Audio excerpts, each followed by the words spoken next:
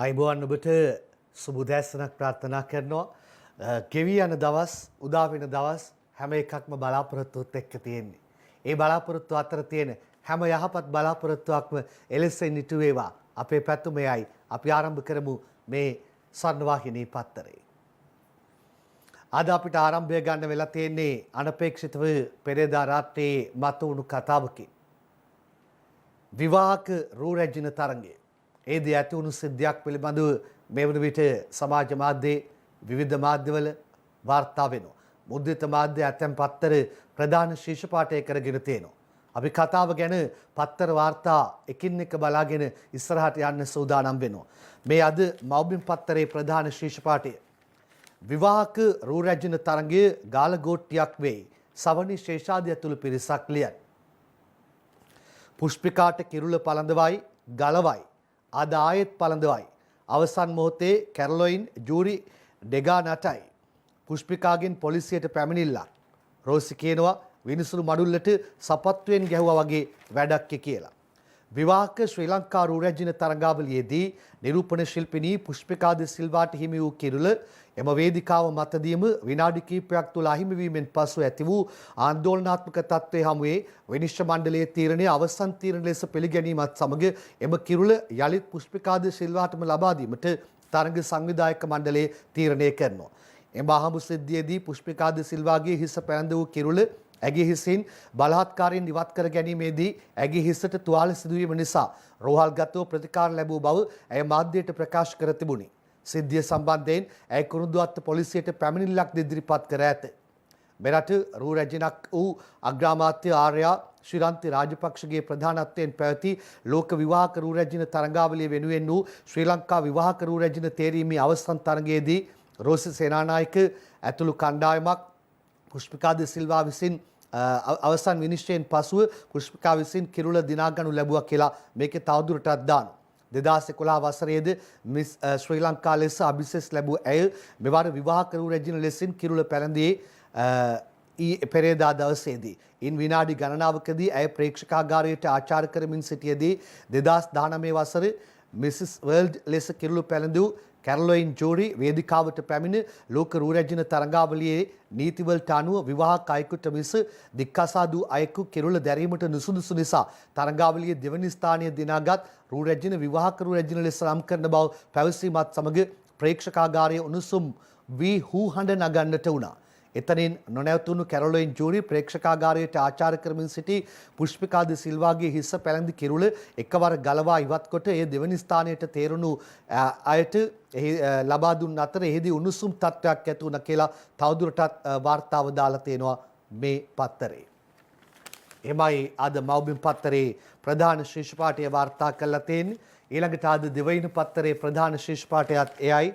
එලෙසම චාරූප සහිතව වාර්තා කරනවා. විවාහක රූ රැජිනලා කිරුළට මරා ගනිති. එමයි ප්‍රධාන ශීර්ෂ පාඨය දෙන්නේ. පෙරේදා සවස නෙළුම් පොකුණ රංගාලයේ පැවති ලෝක විවාහක රූ රැජින තරඟාවලිය වෙනුවෙන් වූ ශ්‍රී ලංකා විවාහක රූ රැජින තේරීමේ අවසන් තරඟයේ උණුසුම් මුහුණුවරක් ලැබුවේ ජයග්‍රාහකයා ලෙස තේරුණු පුෂ්පිකා ද සිල්වා දික්කසාදු තැනැත්තියෙක් ලෙස ප්‍රකාශ කරමින් දෙවැනි තැනදිනු තරඟකාරියට කිරුළ පැලඳවීම නිසාය. මේ අවස්ථාවේ ප්‍රේක්ෂකයෝ හූ හඬ නගන්නටද වුණා. හිටපු ශ්‍රී ලංකා විවාහක රූ රැජින මෙන්ම ලෝක විවාහක රූ රැජිනද වන කැරොලයින් ජූරි ජයග්‍රාහකාව තෝරා පසුව වේදිකාවට පැමිණ ප්‍රකාශ කළේ තරඟ නීති රීතිවලට අනුව කිරුළ හිමි විය යුත්තේ විවාහක අයෙකුට මිස විවාහයෙන් වෙන් වී දික්කසාදුව සිටින අයෙකුට නොවැනි බවයි. එබැවින් අනුශූරතාව දිනාගත් තරඟකාරියට කිරුළ ලබා දෙන බව පවසමින් ඇය විසින් අදාළ තරඟකාරියගේ හිසෙහි පැලඳ තිබූ ඔටුන්න ඉවත් කරනු දක්නට ලැබුණා. පුෂ්පිකා ද සිල්වා ලියූ සම්පූර්ණ සටහනත් පත්තරේ වාර්තාවක් විදිහට දාලා තියෙනවා. ඒක අපි වෙනම මෙන්න මෙහෙම කතා කරමු. සැබෑ රැජිනක් නම් අනෙක් ගැහැණියකගේ කිරුළ උදුරා ගන්නේ නෑ. රූ රැජින කිරුළ ගිලිහුණු පුෂ්පිකාගෙන් Facebook සටහනක් චතුර පමුණුව ලියන. ලෝකේම රූ රැජින ඉතිහාසයේ පළමු වරට අපහාසාත්මක ලෙස සියල්ලන් ඉදිරියේ තමාගේ කිරුළ උදුරාගත් බවත් එසේම තමන් දික්කසාද ගැහැණියක් නොවන බවත් පුෂ්පිකා ද සිල්වා සිය මුහුණු පොතේ තැබූ සටහනේ දක්වා ඇත. එහි සවිස්තර වාර්තාවක් පත්තරේ සඳහන් කරමින් මේ කාරණාව මතු කරනවා. එතකොට අද දිවයින පත්තරය දානවා විවාහක රූරැජින සංවිධායක මණ්ඩලයට එරෙහිව පුෂ්පිකාගෙන් පැමිණිල්ලක් හේමන්ත රන්දුනුලියන්. ඉතාම අසාධාරණ ආකාරයට තම විවාහක රූරැජින කිරුළ ඉවත් කිරීම සම්බන්ධයෙන් පුෂ්පිකාද සිල්වා විවාහක රූරැජින සංවිධායක මණ්ඩලයට එරෙහිව ඊයේ කුරුඳුවත්ත පොලිසිය වෙත පැමිණිල්ලක් ඉදිරිපත් කර තිබෙනවා. විවාහක රූරැජින ලෙස තේරීපත් වී විනාඩි කිහිපයක් ගත වීමට පෙර සංවිධායක මණ්ඩලයක තම කිරුළ ඉවත් කර දෙවන ස්ථානයේ ලබා සිටි තරඟකාරියට එම කිරුළ ලබා දීමට කටයුතු කිරීමෙන් Taman දැඩි අපහසුතාවට පත් වූ බව පුෂ්පිකාද සිල්වා සිදු කළ පැමිණිල්ලේ සඳහන් වෙලා තියෙනවා. එතකොට අද ඒ ගැන ලංකාදීප පත්තරේ සටහනක් දානවා ලෝක විවාහක රූරැජින කිරුළ යලි පුෂ්පිකාට ගැටලුව निराකරණය කළ බව සංවිධායක මණ්ඩලයේ කියයි ඉන්දිකා රාමනායක ලියන. 2020 ලෝක විවාහක රූරැජින වශයෙන් කිරුළු පළඳවා සැනකින් එම කිරුළ උදුරා ගැනීමට ලක් වූ පුෂ්පිකාද සිල්වාට නැවතත් එම කිරුළ ලබා දීමට පියවරගත් බව විවාහක රූරැජින තරගයේ මෙරට ජාතික සංවිධායක ප්‍රවීණ රූපලාවන්‍ය ශිල්පී චන්දිමාල් ජයසිංහ ලංකාදීපයට සඳහන් කරනවා. ලෝක විවාහක රූරැජින කිරුළ යලි පුෂ්පිකාට ගැටලුව निराකරණය කළ බව සංවිධායක මණ්ඩලය කියද්දී අද ලංකාදීපේ දානවා විවාහක රූරැජින ගැටලුව ඇමරිකාවටත් යයි ඉන්දිකා රාමනායක ලියන. විවාහක රූරැජින තරගයේදී කිරුළ නැවත උදුරා ගැනීමේ නිරත වූ කැරොලින් ජෝලිගේ ක්‍රියාකලාපය පිළිබඳ ඇමරිකාවේ පිහිටි ලෝක විවාහක රූරැජින තරගාවලියේ සංවිධායක මණ්ඩලයට දැනුම් දුන් බව මෙරට ප්‍රථම ලෝක විවාහක රූරැජින සහ කොළඹ නගර සභාවේ නගරාධිපතිනි රෝසි සේනානායක ලංකාදීපයට කියනවා. ශ්‍රී ලංකා විවාහක රූරැජින කිරුළ පළඳවා ඒ බලහත්කාරයෙන් ගැලවීම කැරොලින් ජූලිට කිසිදු සදාචාරාත්මක අයිතියක් නොමැති බවත් ඇය සිදු කර ඇත්තේ රටට විශාල අපකීර්තියක් මෙන්ම රූරැජිනක් වශයෙන් කිසිවෙකු නොකරන පිළිකුල් සහගත ක්‍රියාවක් බවද රෝස් සේනානායක කියා සිටිනවා. මෙම තරගයේ ජාත්‍යන්තර තරගාවලියක් බැවින් ලෝ පුරා එම ප්‍රචාරය වන බවත් අපේ රට මෙන්ම ලෝක විවාහක රූරැජින තරගාවලියේ ඇමරිකාවේ සංවිධායක මණ්ඩලයේද මෙමගින් අපහසුතාවයට පත්වන බවත් Taman මෙලෙස ඔවුන් දැනුවත් කිරීමට පියවරගත් බවත් රෝස් සේනානායක සඳහන් කිරීමක් කරනවා. පුෂ්පිකාද සිල්වා සම්බන්ධයෙන් ගැටලුවක් තිබේ නම් ඒ සම්බන්ධයෙන් විරෝධතා ඉදිරිපත් කිරීමට ඇයට ඕනෑ තරම් කාලයක් තිබූ බවත් එසේ සිදු නොකර ඇය සිදු කළ මෙම ක්‍රියාව කාන්තාවක් වශයෙන් කිසිසේත් අනුමත නොකරන බවත් රෝස් සේනානායක වැඩිදුරටත් සඳහන් කරනවා. මේ සිද්ධිය සම්බන්ධයෙන් Taman පුෂ්පිකාද සිල්වා වෙත සිය කනගාටුව පළ කරන බව රෝස් සේනානායක වැඩිදුරටත් සඳහන් කරනවා. ඇය කියන ආකාරයට හරි කිසිදු සදාචාරාත්මක අයිතියක් නැහැ මෙහෙම දෙයක් කරන්න. ඒ ගැන මේ වෙතේ සමාජ මාධ්‍යයේ විවිධ ප්‍රතිචාර ලැබෙමින් පවතිනවා ඒ සිදුවුණු සිදුවීමත් එක්ක. එතකොට මෙතන සඳහන් කරනවා රෝස් සේනානායක ඉතාම පැහැදිලිව මෙතනදී යම් ගැටලුවක් තිබුණේ නම් ඒ සම්බන්ධයෙන් විරෝධතා ඉදිරිපත් කිරීමට ඇයට ඕනෑ තරම් කාලයක් තිබුණා කියලා.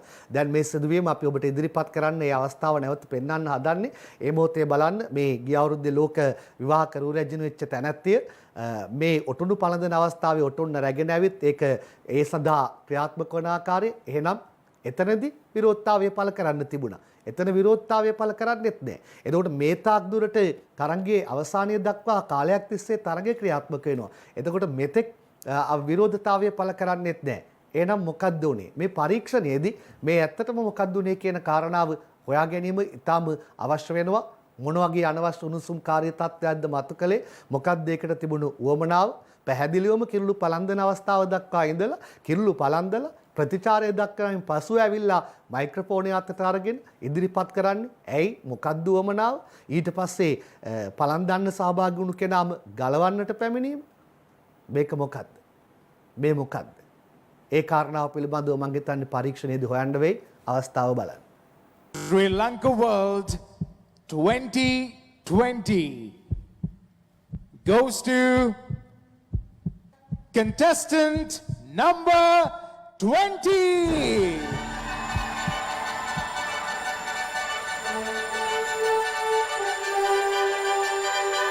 දින ගණනාවක් මුළුල්ලේ සිට පැවති තරඟවට කිහිපයකින් අනතුරුව 2020 විවාහක ශ්‍රී ලංකා රූරැජින තේරීමේ තරඟයේ අවසන් දිනය වූ ඊයේ රාත්‍රී ජයග්‍රාහිකාවට කිරුළු පලන් මොහොතයියේ. සෙසු තරඟකාරයන් අතර තරඟාවලියේ මුල සිටම තියුණු තරඟයක් ලබා දුන් පුෂ්පිකාද සිල්වා නිරූපිකාව අවසන් මහා තරඟෙන් ජයග්‍රහණය ලද බව දැනුම් දීමත් සමග ඇයට කිරුළ පළඳන්නට එක්ුණේ මෙරටින් බිහි වූ හිටපු ලෝක විවාහක රූරැජිනක් වන කැරොලයින් jury මහත්මියයි.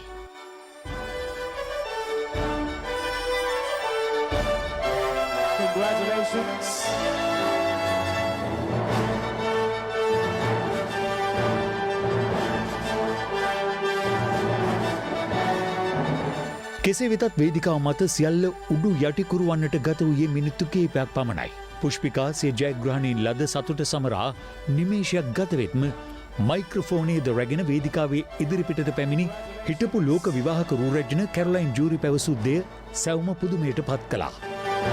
I have a small request. As per the Mrs. World Inc., there is a rule that you all have to be married and not divorced. So, I'm taking my first step saying that the crown goes to the first runner-up.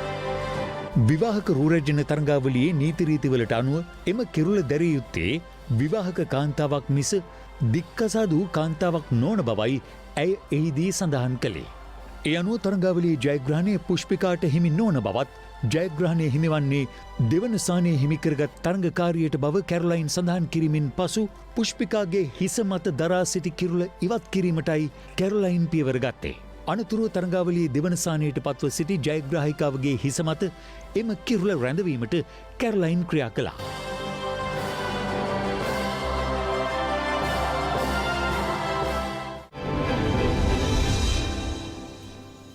හොඳයි ඒ සිදුවීමත් සමගින් අප දැන් සජීවීව දුරකථනයෙන් සම්බන්ධ කරගන්නවා මේ තරගයේදී පළමු වරට ජයග්‍රාහිකාව බවට පත් ඔටුනු පලන් ඉන් අනතුරුව ඔටුන්න ගලවනු ලැබූ පුෂ්පිකා ද සිල්වා ආයුබෝවන් සුබ උදෑසනක් පුෂ්පිකා. සුබ උදෑසනක් රංගන. අපි මේ කාරණාව ගැන පොඩ්ඩක් කතා බහට ලක් කරමු. පෙරේදා රාත්‍රියේ පැවති තරගයෙන් අනතුරුව සිදුවීමත් එක්ක මේ වන විට බොහෝ දෙනෙක් කතා බහට ලක් කරන කාරණාවක් බවට පත් වෙලා තිබෙනවා. පළමු කොටම මා කැමති ඇතිවුණු සිද්ධිය පිළිබඳව ඔබේ අදහස දැනගන්න කෙටියෙන්.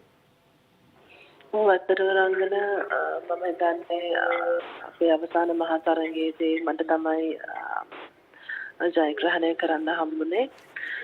නමුත් එතන අපේ ශේෂ්ත්‍රයේ ඉන්න දැවැන්ත ප්‍රවීණයන් රමණි ෆෙර්නැන්ඩෝ ඒ වගේම ස්ටෙෆනි සිරිවර්ධන කීප දෙනෙක්ම හිටිය ඇත්තටම ජජ් බෝඩ් එකේ. ඉතින් ඒගොල්ලන්ගේ තීන්දුව අනුව මට ජයග්‍රහණය කරන්න හම්බුණා. නමුත් හිතා ගන්න බැරි විදියට එකපාරට ඇවිල්ලා මගේ ක්‍රවුන් එක ගලවලා මට ඇත්තටම මට ඊයේ උදේ නැගිටිට පස්සේ තමයි මම දන්නේ මට මොකක්ද උනේ කියන එක ඇත්තටම. මේ නමුත් මම ඒ වගේ දෙයක් බලාපොරොත්තු වෙන්නේ නැහැ. හරිම කනගාටුයි කියන්න. මොකද ලංකාව නියෝජනය කරන කෙනෙක් විදියට හරි කරපු කෙනෙක් විදියට හරි විදියට හැසිරිච්ච එක ඇත්ත සැටියේ තමන්ගේ ඇත්ත తত্ত্বය ඒගොල්ලන්ගේ ස්වරූපය ලෝකෙටම පෙන්නවා. ඉතින් එතනදී ඒගොල්ලෝ හිතුවා නම් මාව අපහසුතාවයට පත් කරන්න. ඇත්තටම මම නෙමෙයි අපහසුතාවයට පත් උනේ ඒගොල්ලන්මයි. ඉතින් හරිම කනගාටුයි රංගනය ගැන කියන්න. බොහෝ දෙනෙක් ඔබ වෙනුවෙන් පෙනී සිටින්මින් පවතින අවස්ථාවක්. මට මේ ප්‍රශ්නය අහන්න ආස නැහැ. නමුත් මේ ප්‍රශ්නය අහන්නම වෙනවා. ඒ තමයි මේ දික්කසාදයක් කාන්තාවකගෙන් දික්කසාදයක් කියන ප්‍රශ්නය අපි සාමාන්‍යයෙන් දික්කසාදල කියන කාරණාව අහන්නේ නැහැ. නමුත් මෙතනදී ඔබට එරෙහිව ක්‍රියාත්මක වුණු කණ්ඩායම් ඇය දික්කසාද වෙලා කියමින් තමයි ක්‍රියාත්මක වුණේ. ඔබ දික්කසාදද කියලා මට අහන්න වෙනවා ප්‍රේක්ෂකයන්ව දැනුවත් කිරීමට. ඇත්තටම රංගන මගේ ජීවිතේ මං හැම තීරණයක්ම ගන්න ඔළුවේ. කවුරුත් සර්ව සම්පූර්ණ නැහැ. නමුත් මේ තරගයට සහභාගී වෙන්න කලින් මම මේ තරගයේ නීති රීති හැමදේම හොයලා බලලා අවශ්‍ය අදාළ පාර්ශවයට කතා කරලා හැමදේම හොයලා බලලා තමයි මම මේ තරගයට සහභාගී වුණේ. මම දික්කසාද නැහැ. දික්කසාදයි කියලා කියනවා නම් මම ඒගොල්ලන්ට අභියෝග කරනවා මගේ දික්කසාද ලියවිලි පෙන්වන්න කියලා. අදටත් මම විවාහකයි. අවිවාහකයි නම් මම මේ තරගයට සහභාගී වෙන්නේ මොකද මම මෙච්චර කැපකිරීම කරන්නේ නැහැ. මෙච්චර වේදම් කරගෙන මේ වගේ තරගයකට සහභාගී වෙන්නේ නැහැ. මේ වගේ අපකීර්ති වලට ලක් වෙන්න මම කැමති කෙනෙකුත් නෙමෙයි. මොකද මම හැමතිස්සෙම පොසිටිව් එනර්ජි වලින් ජීවත් වෙන කෙනෙක්. ඉතින් ඒ නිසා මම හිතන්නේ මම මේක කොහෙත්ම පිළිගන්නේ නැහැ මම දික්කසාදයි කියන දේ. ඉතින් මම ඒගොල්ලන්ට අභියෝග කරනවා මම දික්කසාදයි නම් අදටත් මම විවාහකයි. ඒ දේ තමයි මට ඒගොල්ලන්ට කියන්න තියෙන්නේ. ඊළඟ කාරණාව තමයි රෝසි සේනානායක පැහැදිලිවම සඳහන් කරලා තියෙනවා කැරොලයින් ජූලි කරපු ක්‍රියාව සදාචාරාත්මක නෑ. ඒ වගේම යම් විරෝධතාවයක් ඇයට දක්වන්න තිබුණා නම් ඕනෑතරම් කාලවකවානුව තිබ්බා කියලා. සති ගණනාවක් පුරාවට මේ තරඟාවලිය පැවැත්වුණා. අවසානයේදී ඇයම ඔබේ හිස මතට ඔටුන්න පළඳවන්නට ක්‍රියාත්මක වුණා. ඒ මොහොතේවත් විරෝධතාවයක් පළ කරන්නේ නැතුව ඊළඟට අවසානයේ මෙහෙම දෙයක් සිදු වීම පිළිබඳව ඔබේ අදහස මොකද්ද? මේක තේරුම් ගන්න බෑ, හිතා ගන්න බෑ. විරෝධතාවය පළ කරනවා නම් තරඟාවලිය පුරාම තිබුණා. එහෙමනම් ඒ අවසාන දවසේ ඔටුන්නට විරෝධතාවය පළ කරනවා නම් අඩුම තරමේ ඔටුන්න නොපළඳවා ඉන්නට තිබුණා. ඒකත් කරලා ඉවරලා මෙහෙම ක්‍රියාත්මක කිරීම පිළිබඳව ඔබේ අදහස මොකද්ද? ඇත්තටම රෝසි මැඩම් කියන දේ ඇත්තටම මම පිළිගන්නවා. මොකද පළවෙනි ඔඩිෂන් එකේ ඉඳන්ම අපේ පළවෙනි මිනිටයිඩ් ලකුණේ නැෂනල් කොස්ටියුම් මිනි පැජන්ට් එක. ඉතින් එදා මම පර්ෆෝම් කරන වෙලාවෙදී උනත් කැරොලයින් ජූලි හරිම ආසාවෙන් ඒ කියන්නේ බලාගෙන හිටියා. ඒ වගේම ජජ් පැනල් එකේ හිටියා. මට තමයි යා වැඩිපුරම ලකුණු දීලා තිබ්බේ. ඉතින් ඒ දේවල් එක්ක ඇත්තටම මේ ඕවා මුලදී කතා කරන්න ඕනේ මොන හරි ප්‍රශ්නයක් තිබ්බනම්. නමුත් මේ අවසාන මොහොතේදී එයා ඒ හැසිරිච්ච විදිය හරිම අශීලාචාරයි. අපේ රටටත් මේ ලෝකය මුළු ලෝකයම බලාගෙන හිටිය මේ හැසිරීම් රටාව ඇත්තටම මේ හරිම කනගාටුවට ලක් වෙන්න ඕන කාරණයක් මේක. ඉතින් හරිම අසාධාරණයි මේ විදියට ඒගොල්ලෝ මේ මොකද හැසිරෙන විදිය මේක අපේ මුළු මේ රටටම බලපාන දෙයක්. ඇත්තට මේක ඒගොල්ලන්ට තිබුණ කලින් ওই ප්‍රශ්න ගැන කතා කරා. නමුත් ඒ වෙලාවේ කතා කරපු එක හරිම අසාධාරණයි. පුෂ්පිකා ඔව් ඊළඟට මම දැනගන්න කැමතියි පුවත්පත් වාර්තා කරලා තියෙනවා මේ මොහොතේ ඔබ රෝහල් ගත වෙලා ඉන්නේ කියලා. මම ඒ ගැන කෙටියෙන් දැනගන්න කැමතියි. ඔව් රංගන ඇත්තටම මම ඊයේ තමයි ඔළුව වොෂ් කරනකොට මට ඇත්තටම අපි පාන්දර 4-5 විතර වුණා. ගෙවල් වලට එනකොට එතකොට මම උදේ තමයි කොල්ල වොෂ් කරේ. මට ඔළුව මගේ දන්න ගත්තා. ඒත් එක්කම මට උදේ ෂොක් මං ගොඩක් මෙන්ටලි ඩවුන් මාව ෆේල් වුණා. මට කන්න බැරුව මේ මට වමනේ ගියා. ඉතින් ඒ නිසා තමයි මාව රෝහල් ගත උනේ. දැන් මම සේලයින් දීලා මම පොලිසත්වයේ මම දැන් ඉන්නවා. ඒ කියන්නේ මේ මොහොතේ ඔබ රෝහලේ සිට තමයි අපිත් එක්ක සජීවව සම්බන්ධ වන්නේ මං හරි. ඔව්. හොඳයි අවසාන වශයෙන් මම ඔබෙන් අහනවා. ඔබ පැමිණිල්ලක් ඉදිරිපත් කර තිබෙනවා නේද පොලිසියට? ඔව්. අද ඔබට නැවත කිරුළ ලැබෙනවා කියලා කියනවා. නමුත් මේ මෙතන සිදුවුණු කාරණාව පිළිබඳව බරපතල ගැටලු විවිධ ප්‍රශ්න මත කරනවා විවිධ පුරවැසියන්. ඒකත් එක්ක ඔබ යම් මොන හේතුවක් නිසා හෝ ඒ පැමිණිල්ල ඉවත් කර ගැනීමක් සිදු කරනවද? නැත්නම් ඔබ පරීක්ෂණයේ අවසානය දක්වාම ඉල්ලා සිටිනවද? මම කොහෙත්ම මම දාපු පැමිණිල්ලක් මං අයින් කරගන්නේ නැහැ. මට වෙච්ච අසාධාරණයට තමයි මම පැමිණිල්ල දාලා තින්නේ. මොකද රංගන රටේ නීතියක් තියෙන මිනිස්සුන්ට මිසක් සත්තුන්ට නෙමෙයි. මොකද මම දන්නවා මම සාධාරණ විදියට තරඟ කරලා මම මේ පිල්ල අරගත්තා කියලා. ඉතින් එතනදී මට කවුරු හෝ වේවා මට අසාධාරණයක් වුණොත් මට අයිතිවාසිකම් තියෙනවා. ඉතින් ඒ නිසා මම මගේ පැමිණිල්ල මේ අයින් කරගන්නෙත් නෑ. මම ඒකේ විදියටම මම තියනවා මට ඒ වෙච්ච අසාධාරණයට සාධාරණිෂ්ඨ කරනකම්. බොහොම ස්තුතියි. ඔබ වෙනුවෙන් බොහෝ අය Facebook සටහන් ඒ වගේම අන්තර්ජාලයේ විවිධ අදහස් ඔබ වෙනුවෙන් ඉදිරිපත් කරමින් සිටින ආකාරය දක්නට ලැබෙනවා. ඒ වගේම නැවත ඔබට කිරුළ ලැබෙන බව සංවිධායක මණ්ඩලය සඳහන් කර තිබෙනවා. කොහොම වෙතත් අපි ඔබට ඉක්මන් සුවය වගේම ඔබගේ අනාගතයට සුබ පතනවා. බොහොම ස්තුතියි අපිත් එක්ක සජීවී එක් වෙලා මේ පිළිබඳව ප්‍රේක්ෂකයන් දැනුවත් කළාට. බොහොම ස්තුතියි රංගන. හොඳයි එතනින් එහාට අපි යමු. ලංකාදීප පත්තරේ ප්‍රධාන ශීර්ෂ පාඨය මේ පෙත්සම විසිවෙයි රංජන්ගේ මන්ත්‍රී ධූරය අහෝසි ප්‍රශ්නාර්ථයත් එක්ක තිලිනිදි සිල්වා රංජන් කටුගම්පලත් එක්කයි මේ කතාව ලියන්නේ. නීතිපතිගේ විරෝධය පිළිගනි. අධිකරණයට අපහාස කිරීමේ චෝදනාව සම්බන්ධයෙන් ශ්‍රේෂ්ඨාධිකරණයෙන් වසර 4ක සිරදඬුවම් නියමව සිටින තමා පාර්ලිමේන්තු මන්ත්‍රී ධූරයෙන් ඉවත් නොකරන්න ඉල්ලා රංජන් රාමනායක ගොනු කළ රිට් පෙත්සම ගාස්තු රහිතවම නිෂ්ප්‍රභ කිරීමට අභියාචනාධිකරණය ඊයේ තීන්දුව කරනවා. පෙත්සම සම්බන්ධයෙන් නීතිමය පදනමක් නොමැති බවට නීතිපති කළ මූලික විරෝධතාව පිළිගනිමින් පෙත්සම විභාගයට නොගෙනම ප්‍රතික්ෂේප කිරීමට විනිසුරු මඩුල්ල තීන්දුව කරනවා.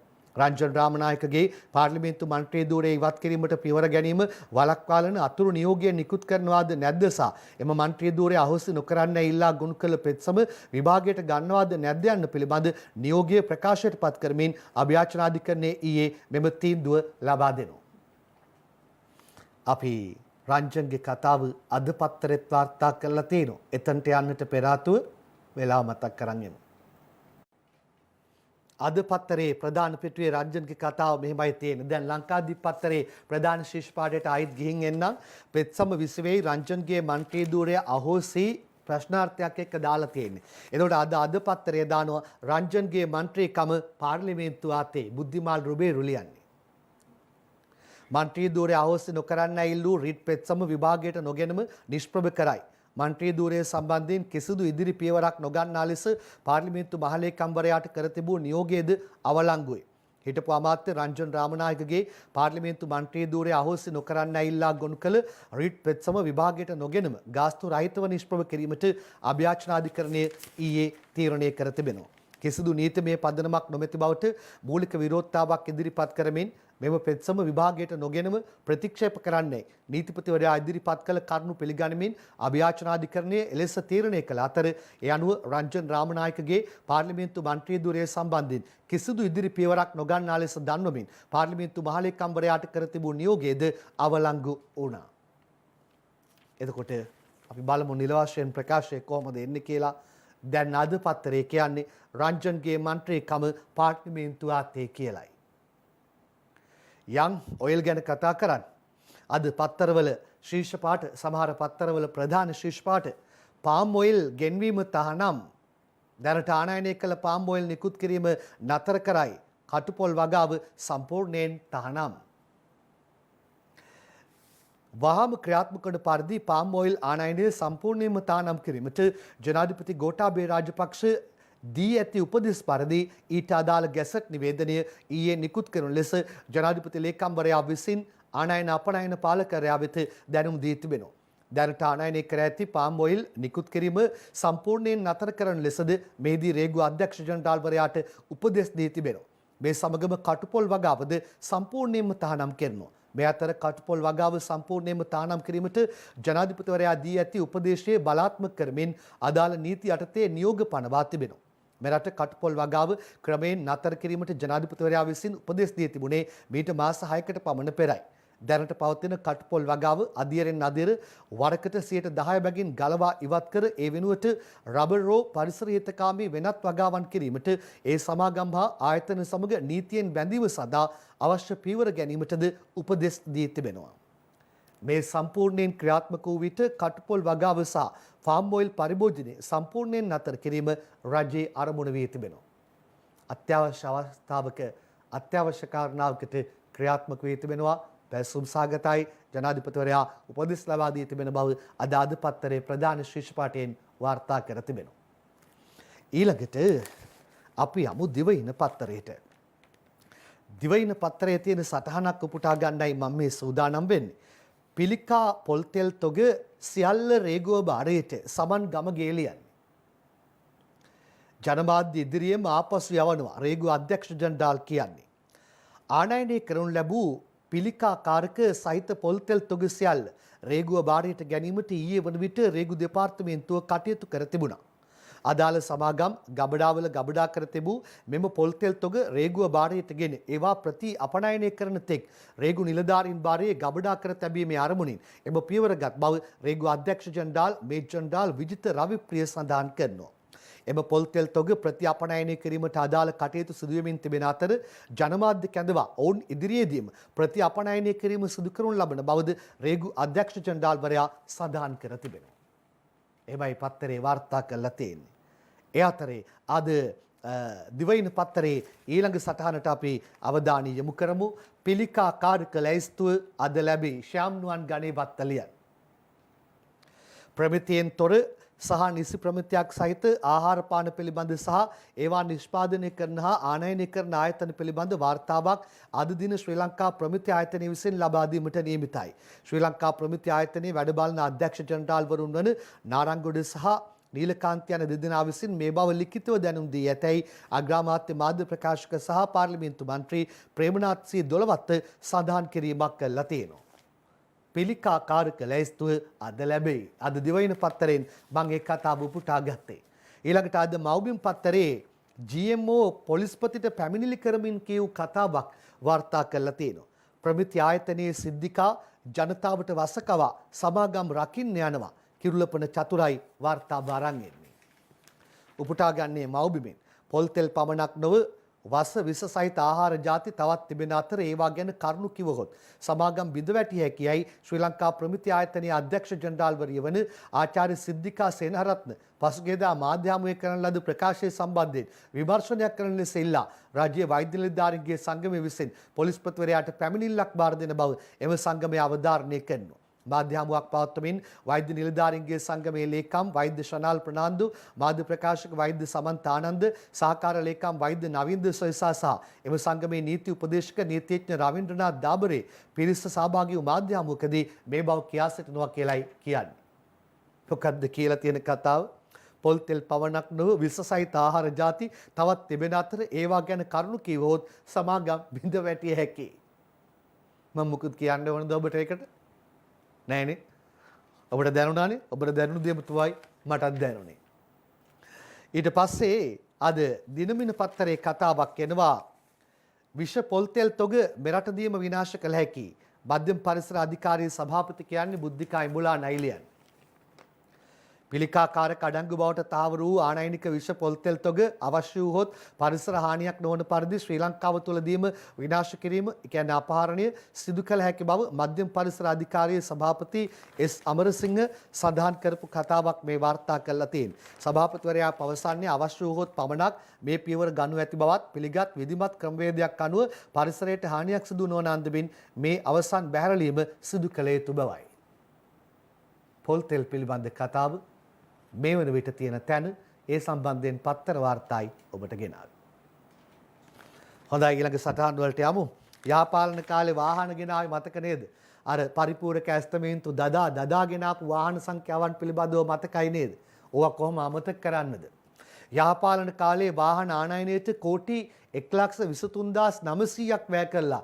ගාන මේ ආය බලනවා මේක හරිද කියලා. තියෙන සටහන කියවන්නේ ස්වර්ණා විජේකෝන් සන්ධ්‍යා කරුණාරත්නත් එක්ක ලියන්නේ. 2019 කාල සීමාව තුළ වාහන ආනයනය සඳහා රුපියල් කෝටි 1,23,900ක් වැය කර ඇතැයි මුදල් රාජ්‍ය අමාත්‍ය අජිත් නිවාඩ් කබ්‍රාල් පාර්ලිමේන්තුවේදී ඊයේ ප්‍රකාශ කිරීමක් කළා තියෙනවා. කොහමද ගාන? කොහමද ගාන? ඊළඟට සජිත්ගේ කතාවකට අපි දිනමිනින් උපුටා ගැනීමක් කරනවා. පාස්කු ප්‍රහාරකයන්ට දැඩි දඬුවම් දෙන්න ලද ජනවරම ආණ්ඩුව අවභාවිතා කරමින් සිටිනවා. පහන් විජේසේකර ලියන්නේ. පාස්කු ප්‍රහාරයට සම්බන්ධ අයට දැඩි දඬුවම් දෙනු ඇතැයි අපේක්ෂාවෙන් ජනතාව වත්මන් ආණ්ඩුවට දැවැන්ත ජනවරමක් ලබා දුන් නමුත් ඒ ජනවරම අද වන විට ආණ්ඩුව අවභාවිතා කරමින් සිටින බව විපක්ෂ නායක සජිත් ප්‍රේමදාස කරපු සඳහන් කිරීමයි මා දිනමින පත්තරයෙන් උපුටා ගත්තේ. ඊට පස්සේ අද ලංකාදීප පත්තරයේ තියෙනවා ඒ කතාවක්. ඒකට අපි යනවා. පළාත් සභාව ගැන ඊයේ ඕමල්පේ සෝබිත නාහිමියන් කරපු ප්‍රකාශ වාර්තා කරලා තියෙන්නේ. පළාත් සභා ඡන්දය ආණ්ඩුවේ ටෙස්ට් එකක් කරගන්න එපා. මුදිතා දයානන්ද ලියන්නේ. පළාත් සභාව සුදු අලියෙක් පිළිකාවක්. එක රටක් එක නීතියක් කිව්වට දැන් නම් ශරියා නීතියක් එන පාටයි.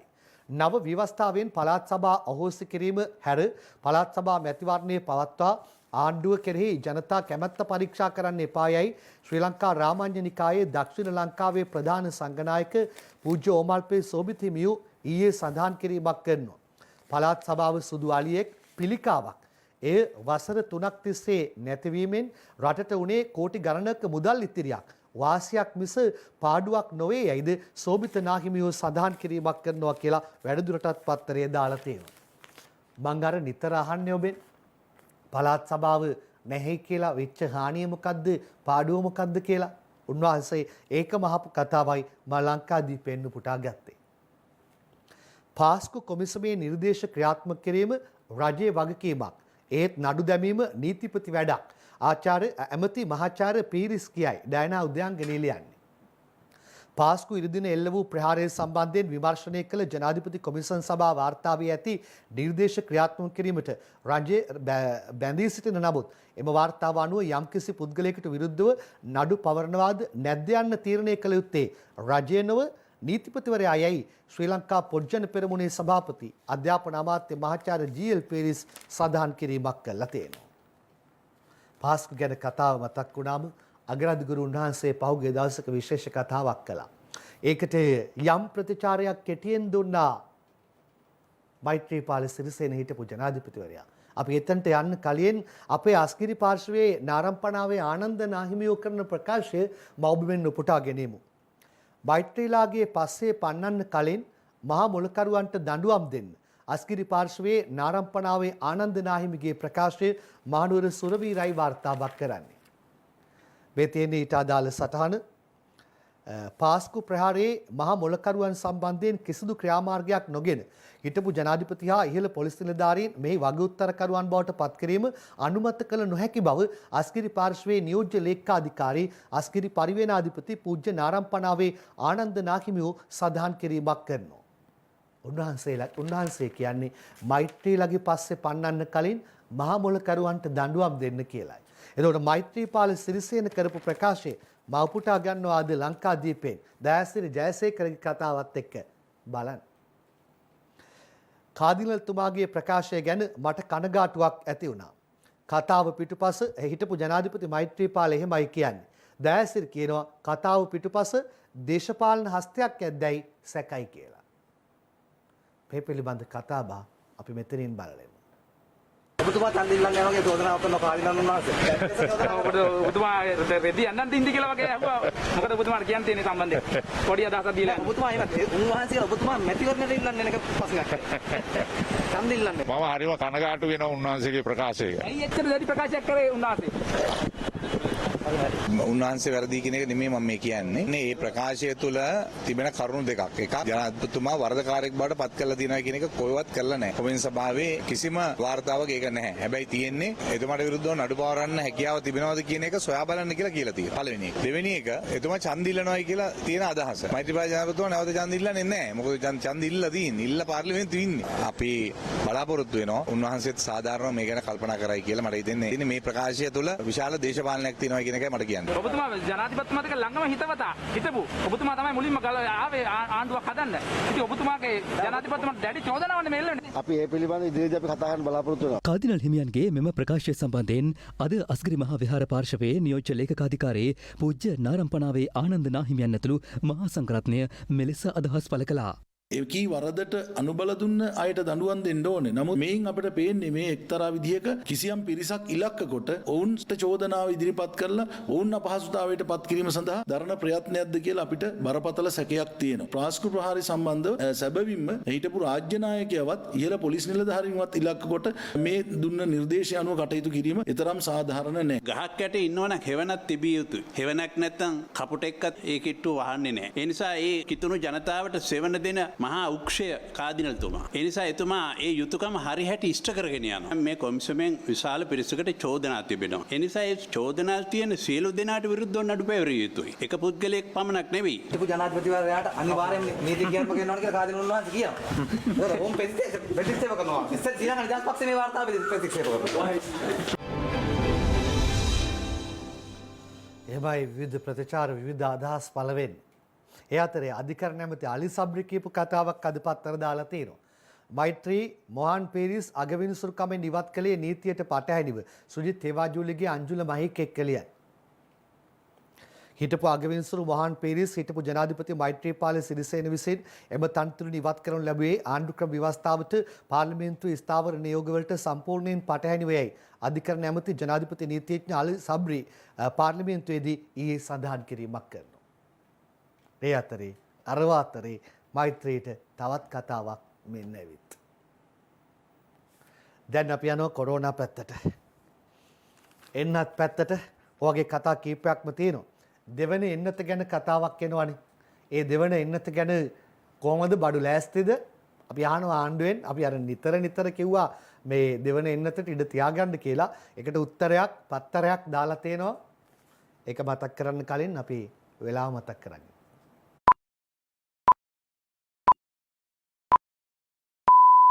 රුපියල් 286කට මාසෙටම අන්ලිමිටඩ්. මේවා කොන්දේසි නැතුව දෙන්නේ එයාටෙල් විතරයි.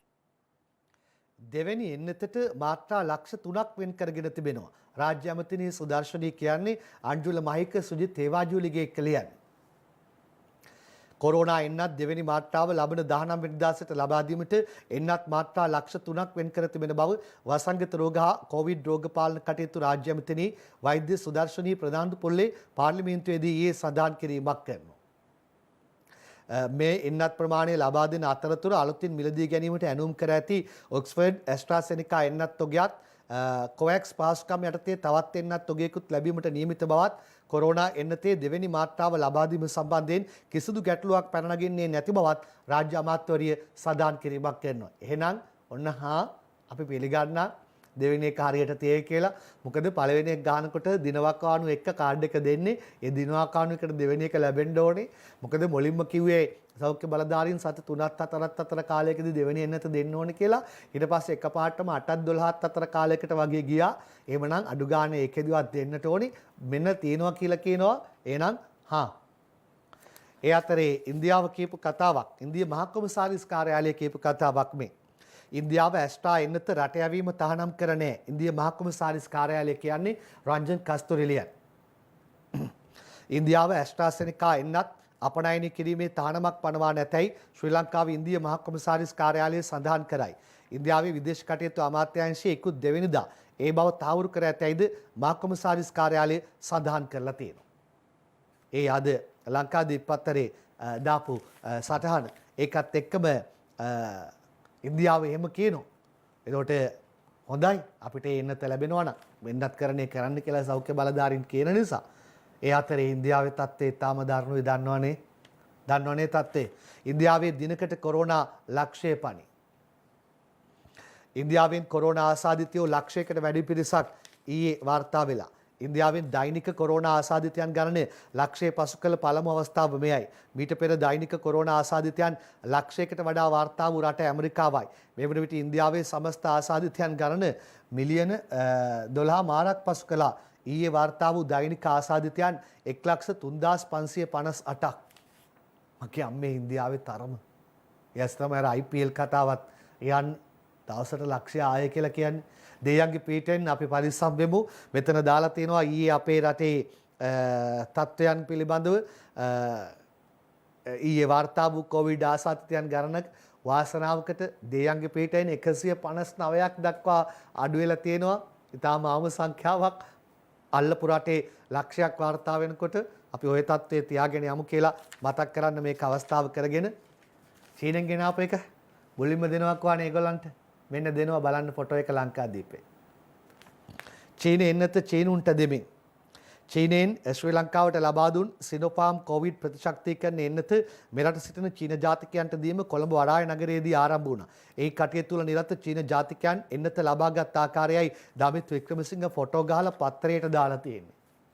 විදේශගතව සිටින අපේ ශ්‍රී ලාංකිකයනේ කොතන කොහේ ඔබ හිටියත් ඔබ පරිස්සමෙන් ඉන්න. ඔබට අපි හරි ආදරේ. ඔබ ආර්ථිකය සරි කරගන්නට ගියේ ඒ තුලින් විදේශ විනිමය අපිට ලැබෙනවා. ඔබ වටිනවා අපිට. ඔබට රටවිරුව කියලා කියන්නේ ඒ නිසායි.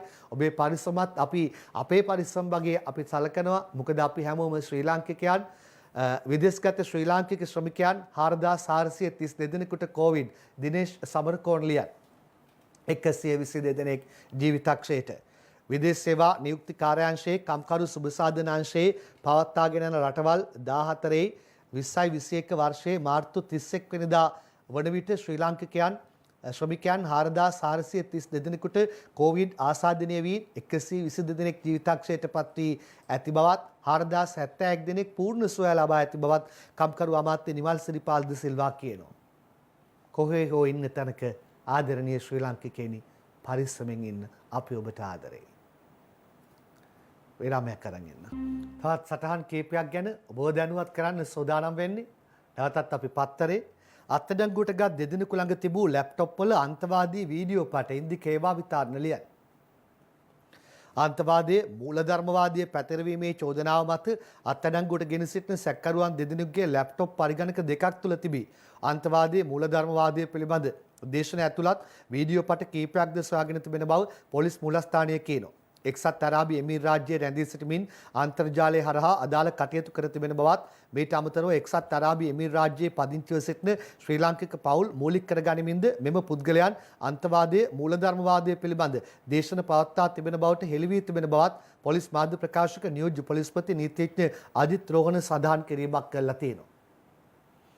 අන්තවාදයට, බෙදුම් වාදයට, ත්‍රස්තවාදයට උඩගෙඩි දෙන අයට විදක්වත් ඉඩ තියන්න එපා. දැඩිව නීතිය ක්‍රියාත්මක කරන්න. මේ අය තමයි රට වනසන්නේ. ජාතීන් අතර තියෙන සමගිකම්, සහෝදරකම් බිඳ කටයුතු කරන්න. මේ අයට විවිධ තැන්වලින් මුදල් පොම්ප වෙනවා. ඒ වෙනුවෙන් තමයි ඔවුන් කටයුතු කරන්නේ. ඒ නිසා මේ අන්තවාදයේ, ත්‍රස්තවාදයේ සහ බෙදුම්වාදයේ වපුරවන්නන්ට දැඩිව ක්‍රියාත්මක වෙමු. අද ලංකාදීප පත්තරේ සටහනක් දානවා. අසාද් සාලිගෙන් අයිතිවාසිකම් පෙත්සමක්. රැඳවුම් බාරයෙන් මුදාහරින නියෝගයක් ඉල්ලයි. රංජන් කටුගම්පල ඇතුළු පිරිසක් ලිය.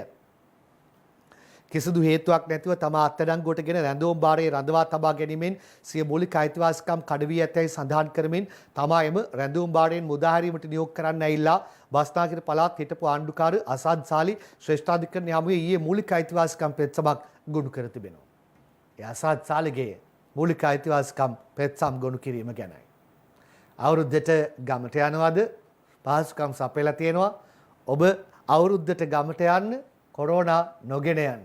හොඳේ? පරිස්සම ගොඩක් වැදගත්. අවුරුද්දට ගමේ යන්න විශේෂ දුම්රිය 21ක් මහින්ද නිශ්ශංක ලියන.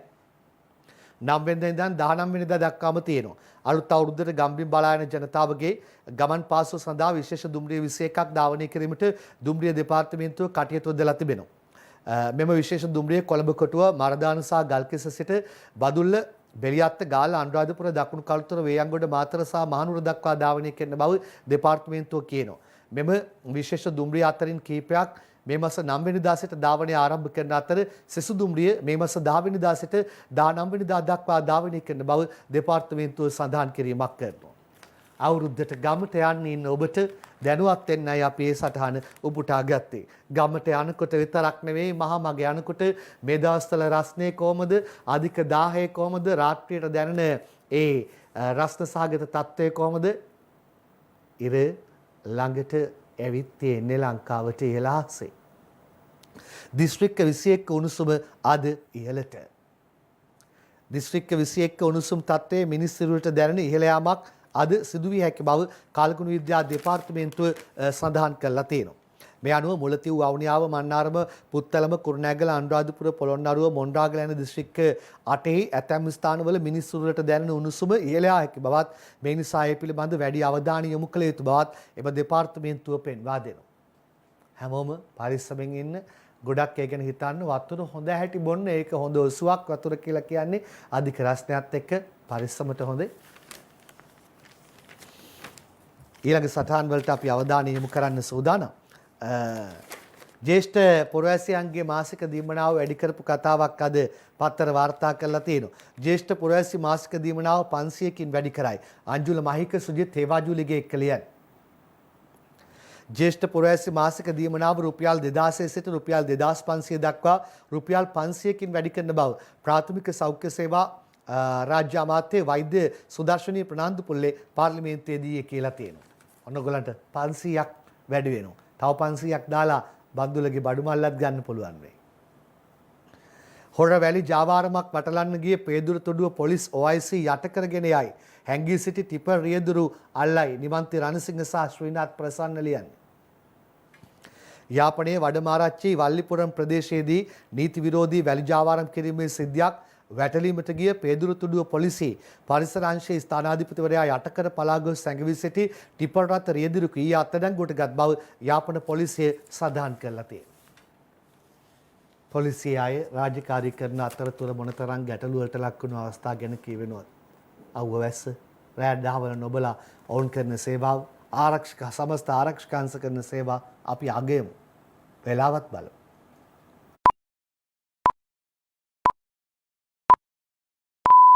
පුංචි කැටෙන් පදමට රසගුණ මවා ගත්තනම් සේරම හරි. Maggie සීසනින් cube from Nestle. දන්නවද UNP කරන්න හදන වැඩේ? වන විනාශයට එරෙහිව ජාප්‍ය අද පාරට බසී චමින්ද සිල්වා ලියන්නේ. රටේ සිදු කරන වන විනාශයට එරෙහිව එක්සත් ජාතික පක්ෂය විසින් අද තුන්මුල්ල මන්සන්දියේ දැවන්ත විරෝධතාවයක් පැවැත්වීමට කටයුතු යොදා තිබෙනවා. පෙරවරු 9:30ට ආරම්භ කරන දැවන්ත විරෝධතාව මතු පරපුරේ හුස්ම රැකගන්න වන විනාශයට එරෙහිව හඬ නගන්න යන තේමාව යටතේ පැවැත්වෙන අතර මේට එක්සත් ජාතික පක්ෂ නායකයන් රැසක් එක්වීමට නියමිතයි. එක්සත් ජාතික පක්ෂය පාරට බහිනවා වන විනාශයට එරෙහිව නියමිත තියෙන්නේ මොකද්ද කියන්නේ? මුකුත් කියන්න එපානේ. හරි අපි එහෙනම් ඉස්සරහට යමු. රාජ්‍ය බුද්ධි ප්‍රදානීය පිළිබඳ ප්‍රකාශය නලින්ගෙන් CID පැය 3ක් ප්‍රශ්න කරයි කියලා හේමන්ත රන්දුණු අකිත පෙරේරත් එක්ක ලියලා තියෙනවා. උපුටා ගන්නවා සටහන අද දිවයින පත්තරෙන් මේ ගැන පහුගිය වකවානු වල සෑහෙන කතා බහට ලක් වුණානේ. රාජ්‍ය බුද්ධි ප්‍රදානී සුරේෂ් සලේ තවීද් ජමාත් රාෂ්ට්‍ර සංවිධානයේ නායක මොහමඩ් සහරාන් සමග සමීප සබඳතා පැවැත්වූ බවට කළ ආందోලනාත්මක හෙළිදරව් සම්බන්ධයෙන් අපරාධ පරීක්ෂණ දෙපාර්තමේන්තුව පාර්ලිමේන්තු මන්ත්‍රී නලින් බණ්ඩාරගෙන් ඊයේ පැය 3ක් ප්‍රශ්න කර ප්‍රකාශ ලබාගෙන තිබෙනවා කියලායි පත්තරේ දාලා තියෙන්නේ. අර මහරගම ට්‍රැෆික් රාලහාමි අර ලොරි රියදුරාට රෙස්ලින් පණ්ඩේ ප්‍රහාර එල්ල කළේ එයාගෙන සටහන බලන්නම ඔබෙමින්. ලොරි රියදුරාට අමානුෂිකව පහර දුන් මහරගම ට්‍රැෆික් රාලහාමිට ඇප කුමුදු උපුල් ශාන්ත තබන සටහනක් අපි මේ පත්තරෙන් බලන්නේ. හොඳයි ඊළඟට තවත් සටහන් කීපයකට යන්න තියෙනවා. ලංකාවේ සුප්‍රකට බාලිකා පාසලක් දේවි බාලිකාවෙන් කොටසක් ශ්‍රී විජයාරාම මහා විද්‍යාල පරිශ්‍රයට නවෝදයා පවණි ලියන්නේ. පාසලේ විද්‍යා හා ගණිතාංශ පුළුල් කිරීමට ධම්මික ප්‍රශිලා පදනමෙන් මිලියන 100ක් දෙයි. විජයාරාම මහා විද්‍යාලයේ සිසුන් 71 දෙනාට CMSO ජයවර්ධනපුර කලාපයේ කැමැති පාසලක්.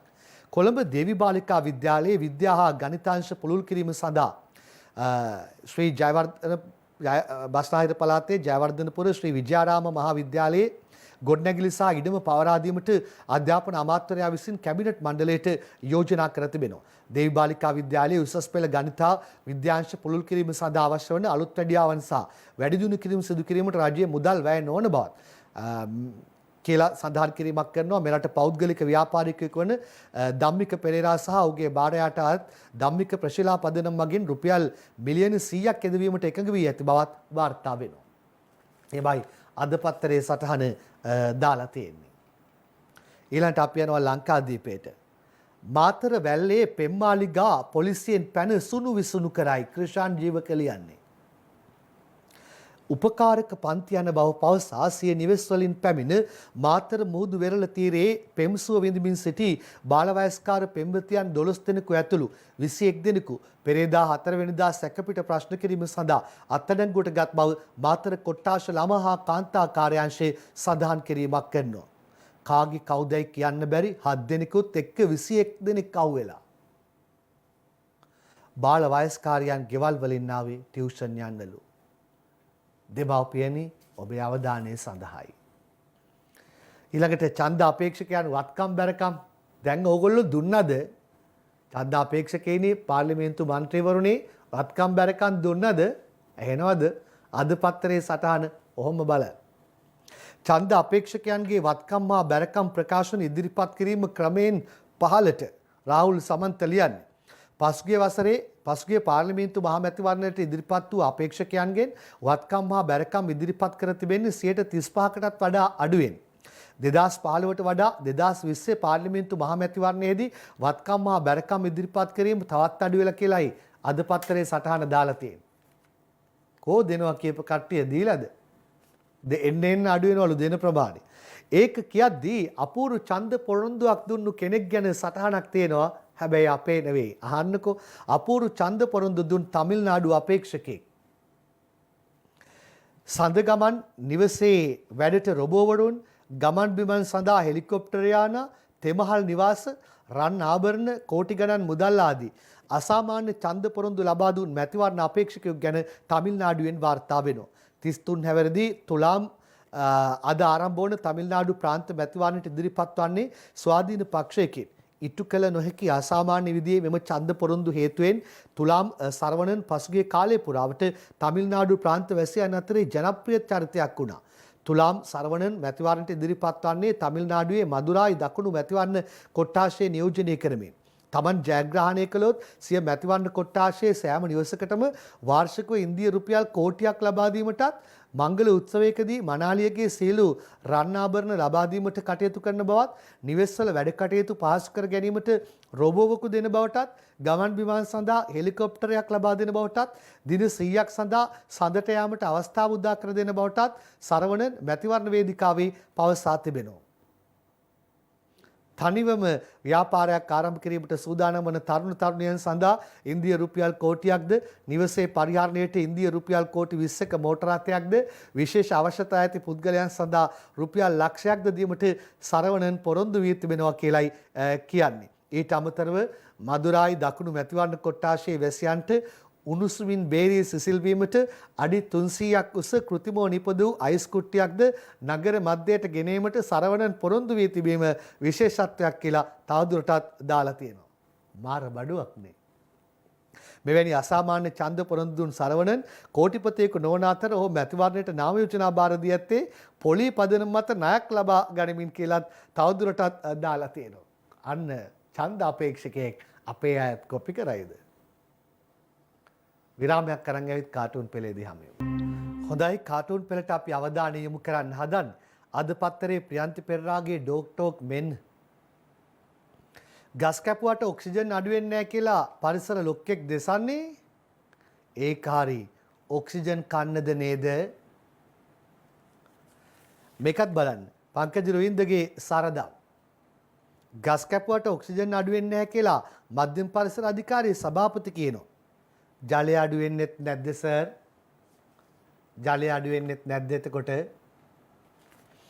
දිවයින පත්තරේ චමෝද් පද්මශ්‍රීගේ ශ්‍රී සමය. පිළිකා කාරක ආහාර වර්ග බොහොමයක් වෙළඳපොලේ තියෙනවලු. ඒවා හෙළි කළොත් ඒ සමාගම් කඩා වැටීමේ අවදානමක් තියෙනවා කියලා ප්‍රමිති අධ්‍යක්ෂ ජෙනරාල්වරිය කියනවා සර්. ඔබට වැරදිලා. ඔය සමාගම් සුරකීමේ අධ්‍යක්ෂක ජෙනරාල්වරිය වෙන්න ඕනි. එහෙමයි අනුමාන කරන්නේ. එහෙම කිව්වා නම් එහෙම වෙන්න ඕනි කියලා. බෞබිමේ MD වීරරත්න කාටුන් එක මෙන්න. ආනයනික පොල් තෙල් තානම් කරන ගැසට් එකට තව මාසයක්වත් කල් ගත වෙනවලු. එතකොට වස තෙල් බෙදා හැරලා ඉවර කළ හැකි කියලායි කියන්නේ. අම්මෝ ඒ කතාව. එතකොට මේ කවිය බලන්න විදුර අබේනායකගේ දවසේ පද 4. වස මුසු උනේ පොල් තෙල් විතරමද කියා අසමින් සිටිති සමහරු විස දුමට නොයා. දොස ගැන කල් මරණු කුමටද කරුණු සොයා වස උව රසලු දුන් විට රන් බඳු නෙතියා. එහෙමයි කියන්නේ වස උනත් රන් රසයිලු රන් බඳු නෙදුන්නම පරිස්සමෙන් හොඳේ. අද පත්තරේ අවන්ත ආටිකලගේ කාටුන් එකක් මේ. පුවතක් දිස්ත්‍රික්කා ප්‍රාදේශීය සම්බන්ධීකරණ කමිටු වලට මාධ්‍ය බෑ. මාධ්‍ය මේ විදියට එලවක් ගනිද්දි පහර දීලා කවුද බලන්න දේශපාලඥයෝ සෙට් එකේ එන විදිය සවලක් තියාගෙන පොරව තියාගෙන බූලි තියාගෙන දඟර කම්බිත් තියාගෙන සෙට් එකේ එන අවස්ථාව පේනවද ඔයගොල්ලන්ට? මාධ්‍ය නැති වුණාම කොහොම වෙයිද එතන? ඊළඟට ලංකාදීපේ පංකජගේ ඥාන කතා. මොකද්ද කට්‍රෝතුමා ලිව්ව අලුත්ම පොත? සෞඛ්‍යයට හානි නොවන අයුරින් කසිප්පු පෙරණ හැටි. වෙලාව බලලා ඉන්න.